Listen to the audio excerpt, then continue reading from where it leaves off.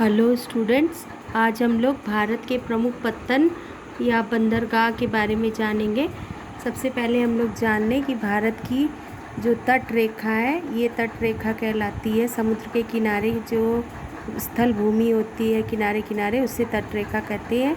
यह समुद्री तट रेखा ये वाली पूरी, और ये द्वीप के चारों ओर, लक्षद्वीप और अंडमान निकोबार द्वीप के चारों ओर इसकी लंबाई है। भारत की कुल तटरेखा की लंबाई है 7516.6 किलोमीटर, और मुख्य भूमि की जो तटरेखा है उसकी लंबाई है 5422.6 किलोमीटर, और द्वीप के चारों ओर की जो तटरेखा है उसकी लंबाई है 2094 किलोमीटर। यहाँ हम लोग देखेंगे कि तट रेखा दोनों ओर है ये भारत की। ये एक बड़ा तट रेखा प्रदान करता है। ये भारत के लिए बहुत महत्वपूर्ण बात है। और इसमें इसे पश्चिमी तट कहते हैं, अरब सागर की तरफ ईस्ट पश्चिम है, और इसे पश्चिमी तट रेखा कहते हैं। ये तट रेखा मुख्य रूप से गहरी है, और ये खड़ी होने के कारण यहाँ प्राकृतिक बंदरगाह बनते हैं।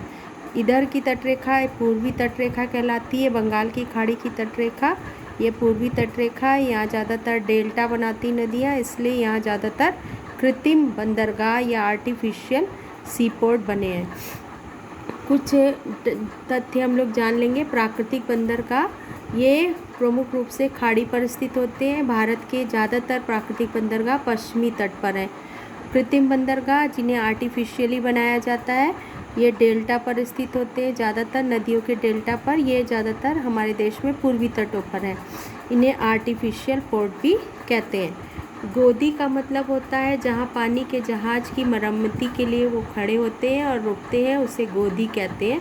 ये एक तरह का कारखाना होता है। पोताश्रय का मतलब होता है जहाँ, या हार्बर इसे कहते हैं, जहाँ ईंधन लेने के लिए पानी के जहाज़ रुकते हैं। प्रमुख पत्तन या बंदरगाह क्या होता है? जहाँ जलमार्ग के द्वारा आयात निर्यात स्थल होता है, जहाँ से भेजा जाता है। बड़े बड़े पानी के जहाज आकर रुकते हैं और आयात और निर्यात किया जाता है, एक्सपोर्ट इंपोर्ट। अब हम लोग आते हैं बंदरगाह पर। ये है हमारा कांधला बंदरगाह। ये गुजरात के इस तट पर यहाँ देख रहे हैं, कच्छ की खाड़ी है। यहाँ कच्छ की खाड़ी में ये एक ज्वारीय पत्तन है। ये कांधला बंदरगाह है। इसका पृष्ठ प्रदेश में नहीं, ये जो बैक एरिया होता है, यहाँ से जितने भी संसाधन होते हैं वो सब निर्यात करने के क्षेत्र होते हैं। इसे पृष्ठ प्रदेश कहते हैं। इसका कांधला का पृष्ठ प्रदेश बहुत बड़ा है। ये गुजरात के साथ साथ राजस्थान, पंजाब, हरियाणा, ये सब को कवर करता है कांधला बंदरगाह। और ये ज्वारीय पत्तन है। ये यहाँ बंटवारे के बाद भारत के कराची हवाई अड्डे, कराची जल पत्तन को रिप्लेस करने के लिए कांधला बनाया गया। ये एक ज्वारीय पत्तन है। ज्वारीय पत्तन में टाइडल सी पोर्ट है। इसके बाद दूसरा जो पत्तन आता है वो खंभात की खाड़ी के पास है हमारा।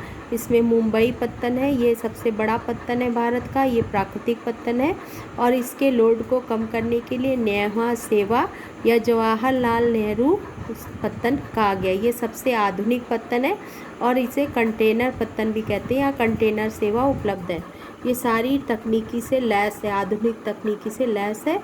इसे नेहा सेवा स्थान पर बनाया गया है। इसका नाम है जवाहरलाल नेहरू पत्तन। ये एक अनुषंगी पत्तन, अनुषंगी माने उसके लोड को कम करने के लिए। इसके बाद आता है ये जुआरी नदमुख। गोवा में जुआरी नदमुख है। नदमुख माने एस्चुरी। कुछ नदियाँ एस्चुरी बनाती हैं जो पश्चिम में गिरती हैं, और कुछ नदियाँ डेल्टा बनाती हैं जो पूर्व में गिरती हैं। तो ये जुआरी नदमुख है गोवा में। वहाँ पर एक बंदरगाह है, इसका नाम है मार्म गोवा। यह भी एक महत्वपूर्ण पत्तन है। इसका पृष्ठ प्रदेश इधर का आप देख रहे हैं, कर्नाटक, महाराष्ट्र आदि का क्षेत्र है। फिर आता है न्यू मैंगलोर। ये कर्नाटक का एक प्रमुख पत्तन है। न्यू मैंगलोर इसे कहते हैं। यहाँ से स्लरी निर्यात किया जाता है। स्लरी का मतलब होता है कोई भी जो लौह अयस्क की खाने यहाँ बहुत बड़े स्तर पर है, जिनमें कुंद्रे मुख सबसे प्रमुख है। वहाँ से लोहे को पिघला करके यहाँ तक पहुँचाया जाता है, और फिर यहाँ से निर्यात किया जाता है। तो पिघली धातु को स्लरी कहते हैं। न्यू मैंगलोर से स्लरी निर्यात किया जाता है। इसके बाद आता है वेम्बनाड झील पर। ये वेम्बनाड एक पश्च जल है यहाँ पर केरल में, और इसे कोच्चि बंदरगाह है, ये भी एक प्राकृतिक बंदरगाह है, कोच्चि बंदरगाह। यहाँ ज़्यादातर सऊदी अरब इन जगहों से लोग आते हैं आयात निर्यात के लिए। इसके पश्चात आता है तमिलनाडु में तूतीकोरन बंदरगाह। ये तूतीकोरन है, यहाँ ये तूतीकोरन ये बहुत महत्वपूर्ण प्लेस पर है, 3 समुद्र के स्थान पर ये है, इसलिए इसकी स्थिति बहुत अच्छी है। ये मन्नार की खाड़ी के निकट है, ये है मन्नार की खाड़ी और ये है तूतीकोरन, ये तमिलनाडु में। नेक्स्ट है आपका पुलिकट झील, यहाँ तमिलनाडु में, उसके पास चेन्नई है। चेन्नई सबसे पुराना पोर्ट है, ये 1859 में बना था। ये कृत्रिम पोर्ट है, सबसे पुराना है, ये बहुत उथला है, इसलिए यहाँ बड़े जहाज़ नहीं खड़े हो सकते। इससे 24 किलोमीटर दूर पर 25 किलोमीटर दूर चेन्नई से एन्नोर पत्तन बनाया गया है, ये भी एक आधुनिक पत्तन है। इसके बाद आता है आपका विशाखापत्तनम। विशाखापत्तनम पत्तन उत्तरी सरकार तट पर है और ये एक डॉल्फिन नोज़ आबद्ध एक जगह है। डॉल्फिन नोज़ का मतलब ये ऐसे डॉल्फिन नोज़ की तरह ये हिस्सा निकला हुआ है आगे और इसको प्रोटेक्ट करता है, इसलिए ये यहाँ सबसे अच्छा बंदरगाह माना जाता है। ये एक अंतःस्थलीय पत्तन है, भू आबद्ध है, माने पूरी ओर चारों ओर से स्थल से घिरा हुआ है। इसे डॉल्फिन नोज़ पर बना गया है। विशाखापत्तनम सबसे बड़ा हमारे देश का जहाजी बेड़ा वाला क्षेत्र भी है। ये बड़े स्तर पर छत्तीसगढ़, उड़ीसा, आंध्र प्रदेश और तेलंगाना का एक पृष्ठ प्रदेश माना गया है इसका विशाखापत्तनम। नेक्स्ट है आपका ये उड़ीसा की चिल्का झील के पास पारादीप पत्तन। पारादीप पत्तन इस क्षेत्र का गहरा पत्तन है और ये महानदी के डेल्टा पर स्थित है। इसके बाद आता है आपका कोलकाता और हल्दिया, ये 2 महत्वपूर्ण पत्तन हैं। बांग्लादेश के चिटगांव पत्तन को रिप्लेस करने के लिए जब हमारा देश ये अलग हो गया इससे, तो यहाँ पर कोलकाता एक पत्तन बनाया गया। ये एक नदीय पत्तन है, इसे रिवराइन सीपोर्ट कहते हैं। ये 128 किलोमीटर समुद्र से अंदर है और इसे लगातार सिल्ट हटाने की ज़रूरत पड़ती है क्योंकि ये गंगा के डेल्टा पर स्थित है। दूसरा है इसके लोड को, कलकत्ता के लोड को कम करने के लिए एक पत्तन बनाया गया जिसे हल्दिया पत्तन कहते हैं। ये 105 किलोमीटर अंदर है समुद्र से।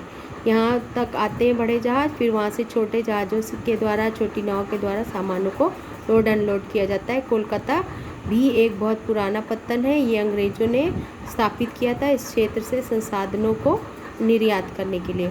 तो इस तरह से ये प्रमुख बंदरगाह हो गए। ये समुद्र तटों को अलग अलग नामों से जाना जाता है। महाराष्ट्र से कर्नाटक के इस भाग तक तट को कोंकण तट कहते हैं, स्पेशली महाराष्ट्र के तट को।